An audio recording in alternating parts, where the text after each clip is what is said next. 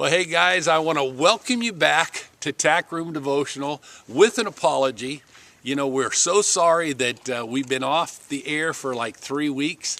As many of you know, I went to Israel, and I have to admit I got extremely tired, and I was trying to do these videos there in Israel, and I was up till 2 o'clock, 3 o'clock in the morning, and then they'd get us up to get ready to go the next morning at 5 or 6 o'clock, and I got plumb wore out. And then I got home, and I left 2 or 3 days later and headed to Arizona, and I was there for a while, and then of course Resurrection Sunday, and then I was only home for a day, and then I had to fly back down to Arizona and drive home, bring a horse home.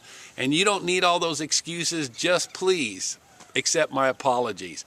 We're back online though, and we're going to do some of these 2 or 3 weeks in advance so that we don't ever run into that problem again. So I hope that you'll accept our apology, and it's all Darla's fault anyway.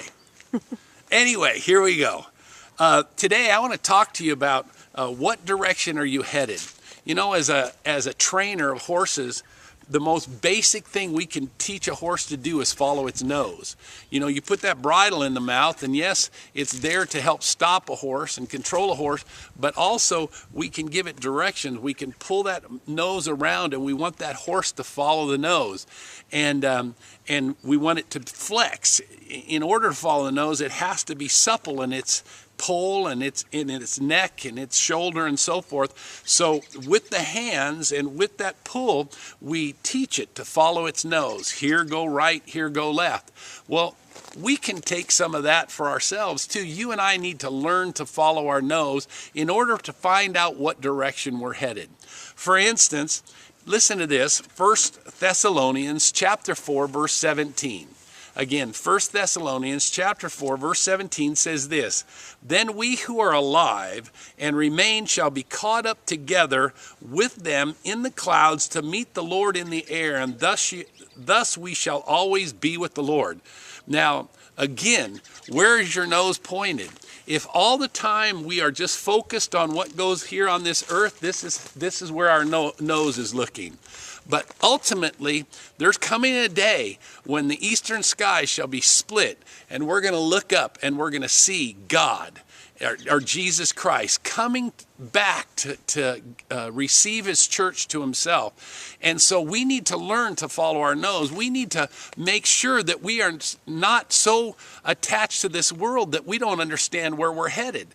You know, there's an old saying, oh, he's so spiritually minded, he's no earthly good. Friends, let me tell you something, that's a lie. I want to be so spiritually minded that I am not any earthly good. Because this earth is passing away, we need to keep our noses up. We need to recognize eventually Jesus is coming back for his church. Look with me at Luke chapter 21. Luke chapter 21, here it's talking in Luke chapter 21 about end times, but I just want you to look at verse 28. It says, "Now when these things begin to happen, look up and lift up your heads, because your redemption draweth nigh." Again, where's our nose? Are we so attached to this earth that the whole time we are just focused on the horizontal right here, so worried about what's going on today in this earth? Look with me at Colossians chapter 3, verse 2. Paul tells us what we should be focused on. It says, "Set your minds on things above and not on things of this earth." Why does he tell us that? Because this earth is passing away. We need to understand the direction that we're going. We need to be looking up, following our nose. Then go to Philippians chapter 4. I'll get there here in a second. Philippians chapter 4, and it says, "Finally, my brethren," verse 8, "Finally, my brethren, whatever things are true, whatever things are noble, whatever things are just, whatever things are pure, whatever things are lovely, whatever things are good report, if there is any virtue and if there is anything praiseworthy, meditate on these things." Well, let me tell you, all of that has to do with our heavenly home, not with this earth. We need to stay focused, keep our minds on the direction we're going. Finally, if you would turn to James chapter 3, and here it talks about two different kinds of wisdom. It talks about the wisdom of the world, and it talks about the wisdom which is above. And notice what it says. This wisdom does not descend from above, but is earthly, sensual, and demonic. See, the earthly wisdom is, again, earthly, sensual, and demonic. Do you want to put all your hope and trust in that? No. It goes on to say, for where envy and self-seeking exist, confusion and every evil thing are there.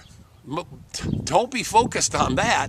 But here's what we need to be focused on. For the wisdom that is above is first pure, then peaceable, gentle, willing to yield, full of mercy and good fruits, without partiality and without hypocrisy. Now the fruit of righteousness is sown in peace by those who make peace. Again, where are you headed? Where's your nose pointed? Let's follow our nose. Let's look up. Jesus Christ is coming for his church soon. Are you ready? Hey, I'm Keith Brown. This is Tack Room Devotional. We love you. Jesus loves you. I pray that God would richly bless you as you diligently seek him and serve him.